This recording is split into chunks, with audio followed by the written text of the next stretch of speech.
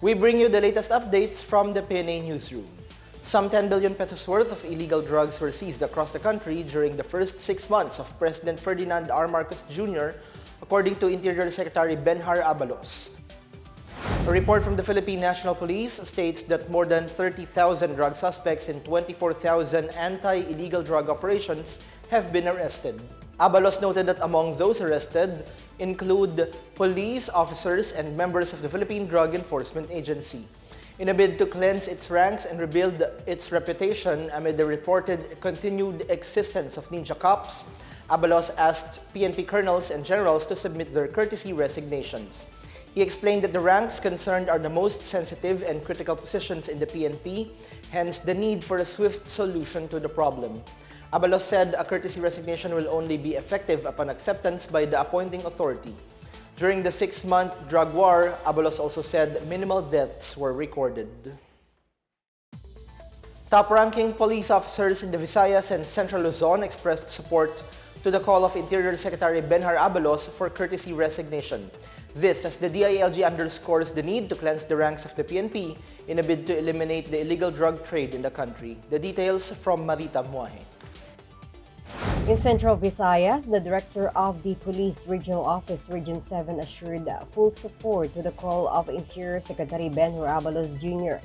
Brigadier General Jerry Beris said he got the commitment of full-fledged colonels and generals in the region to cooperate with the government's new strategy on the drug war. He said Abalos' call for courtesy resignation among top officials will help enhance the image and the credibility of the Philippine National Police. Western Visayas Regional Police Director Brigadier General Leo Francisco and other top police officers in the region will also heed the call of Abalos to submit their courtesy resignations. He said this would also give them a chance to clear their names and send a message of support to the programs and transformation of the whole PNP organization. Police Regional Office 6 has 2 full-fledged generals and 29 full-fledged colonels.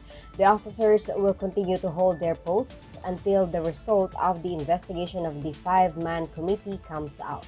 From 2016 until 2022, a total of 42 police non-commissioned officers from Western Visayas have been dismissed from service after they were tested and confirmed positive for illegal drugs.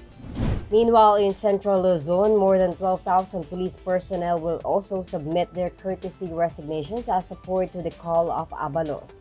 Police Regional Director Brigadier General Cesar Pasiwan said they are willing to undergo a thorough evaluation process to be cleared of all doubts, insinuations, or perceptions as to their service, integrity, and reputation. From January 1, 2021 to August 18, 2022, the Police Regional Office 3 recorded 65 dismissed personnel, 102 suspended, 7 were meted with demotion, 1 was forfeited of salary, 15 were reprimanded, and 842 were exonerated from their administrative cases.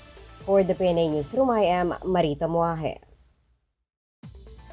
In news overseas, Pope Francis presided over the funeral of his predecessor, Benedict XVI, before thousands of devotees at the St. Peter's Square on Thursday.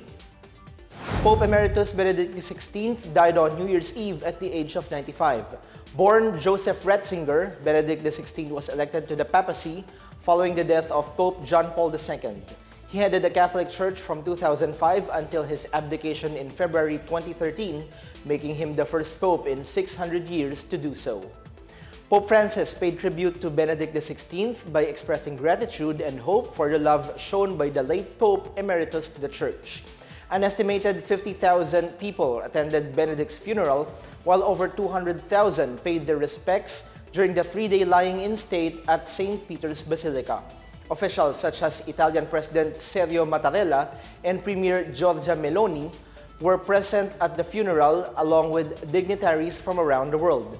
The late former pontiff is being laid in the former tomb of Saint Pope John Paul II inside the St. Peter's Basilica.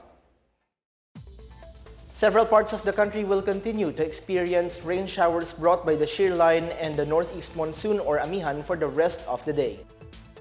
In its 4 a.m. weather bulletin, Pagasa said Quezon Province, the Bicol region, Mimaropa, Caraga, and the Visayas will have scattered rain showers and thunderstorms caused by the shear line. Metro Manila, Cagayan Valley, the Cordillera region, the rest of Calabarzon, Aurora, Nueva Ecija, and Bulacan will also experience rains due to the northeast monsoon. Pagasa said these areas might experience flash floods or landslides due to moderate to at times heavy rains. Light rains also caused by the northeast monsoon will be experienced over the rest of Luzon. The rest of Mindanao will have isolated rain showers caused by localized thunderstorms. Meanwhile, classes have been canceled in some areas today due to bad weather. Classes were suspended at public and private schools in Brooks Point, Palawan, as well as parts of Laguna, Quezon, Rizal, and Bulacan.